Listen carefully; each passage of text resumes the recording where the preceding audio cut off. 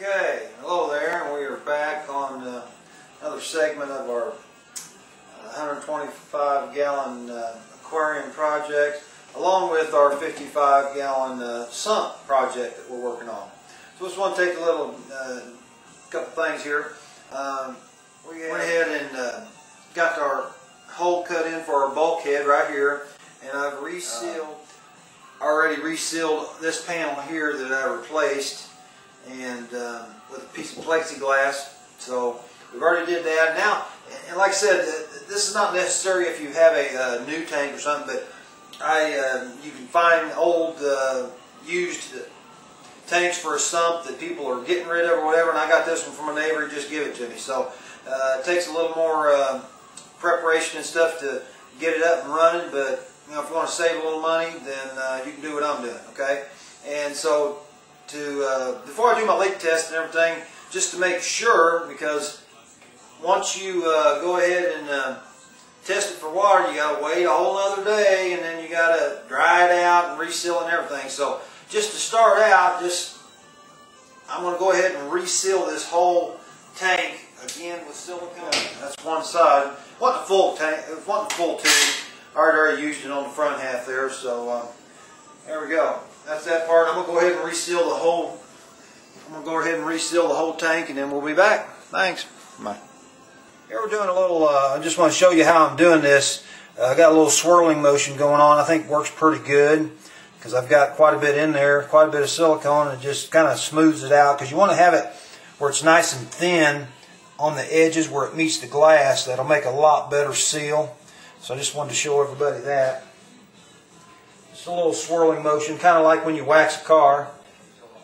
Alright, now here, just so everybody knows, if you ever wondered how that you can get silicone down in the very bottom of this where you can't get a silicone gun in there, I've rigged up a hose where that may take an assist like I got here, but definitely you can reach down in there with the silicone where it's tight for your panels in here where you can't get a caulking gun. So works out pretty good, and here I'll show you how we do this.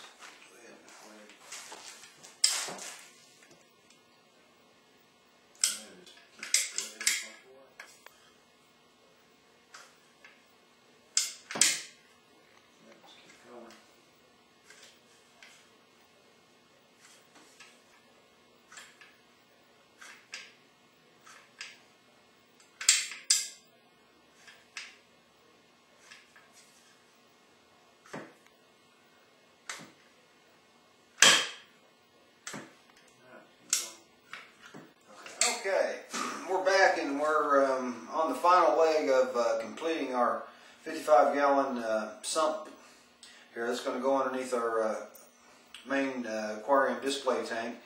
And as you've seen, I've got marked with tape where my panels are installed, and I have pretty much all my main panels installed. I've got the first one here where the water's going to come in, and then it'll be coming underneath, back over this panel here, and then my protein skimmer will be inside of here, okay, in this area here. Water will come back over, go down, and come back up underneath here. And I've did a lot of research on YouTube, thanks to all of you other folks that's built these, and kind of came up with this design. It's a little bit different, but I think it's a good idea because as my water's coming in here, you know, the purpose of these panels is mainly for air bubbles and the distribution of the flow of water. So my idea was to have, when the water comes in, air bubbles are going to go up. So I wanted to have the water going down. And that was my idea behind this. And I think it'll work out. I've built a couple of these before, but none quite this big. My other ones were 30 gallons. So this is just on a little bigger scale. And like I said, I did get this aquarium for free. And so I did some extra work on it for a little bit of repair work. Like I said, I put this piece in up here at the top because the main brace was broken off. And the panels, the braces that go around the bottom were gone off this aquarium. So I went ahead and I bought some, just some 90-degree angle wood from the hardware store, and I installed it down here on the bottom for extra support since the other one was missing. I've just got this brace in here just kind of holding everything together as I let all of my silicone and adhesive set up.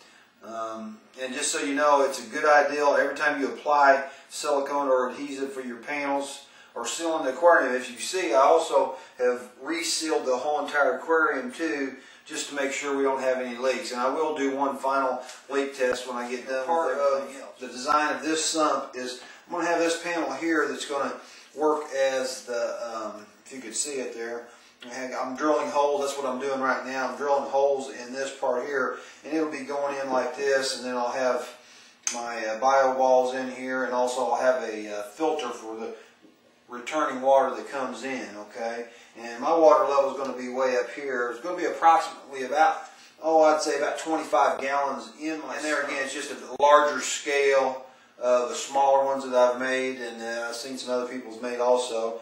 And they're just going to give me a little more volume of water, and that's the reason why I decided, besides I got this for free, to use this aquarium. So we're going to drill this out. Like I said, I've just marked this out in a crosshatch, no particular reason besides the fact that I'll be able to have a place to drill holes. And I've put two little holes here, so when I go ahead and I'm ready to take this out to clean it, it'll make it easy to do that and get in and out. Okay, so that's why I did that. Okay, so that's all we're doing there, and continue to drill some holes out.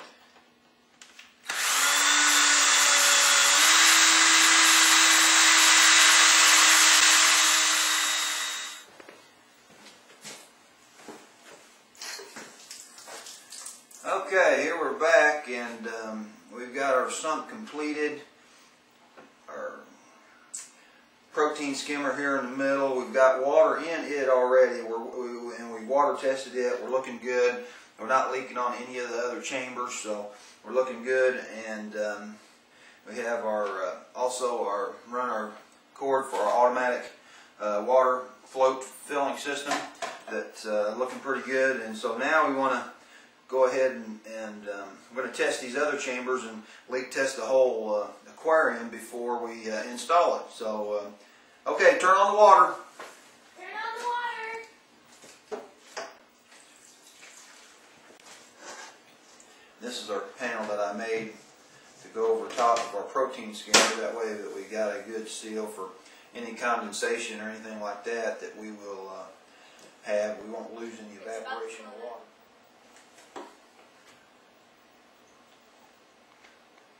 And the float's coming up. That's going to work to be able to shut our water off. That's great. Now I've also got it installed a little bit above the water line so that it'll shut the water off and on properly like it's supposed to. Okay, one of the very last things that I've had to make for my 125 gallon aquarium project is I've made a tray to sit in on top of the bio balls, and I have drilled holes in it so that it will evenly, as the water comes down, it'll evenly distribute to the water and drip down on top of my bio balls, and also a tray to hold my filter cartridge and filter cartridge, just some filter matting is all I'm going to put in there. I've also got my little desiccant bags that I decided that I'm going to be putting in there. It's going to help the water quality. We've got some phosphate remover and also some active charcoal. So this will be where this stuff will sit, and I think it's going to work out real good.